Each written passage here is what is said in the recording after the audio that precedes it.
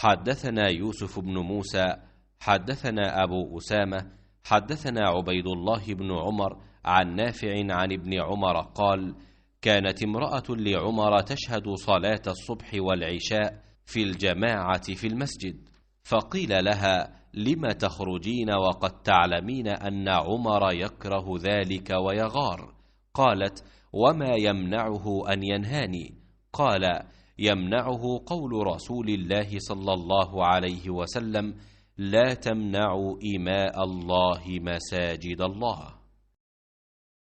उबैदुल्लाह इब्ने उमर ने बयान किया, उनसे नाफ़े ने, उनसे अब्दुल्लाह बिन उमर रदियल्लाहु अन्हु ने, उन्होंने कहा कि हज़रत उमर रदियल्लाहु अन्हु की एक बीवी थी जो सुबह और इशा की नमाज बाजमात से पढ़ने के लिए मस्जिद में आया करती थीं।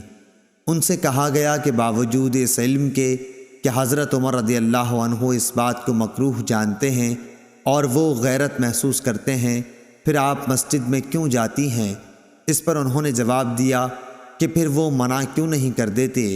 लोगों ने कहा कि रसूल अल्लाह सल्लल्लाहु अलैहि वसल्लम की इस हदीस की वजह से कि अल्लाह की बंदियों को अल्लाह की मस्जिदों में आने से मत रोको। सही बुखारी हदीस नंबर 900।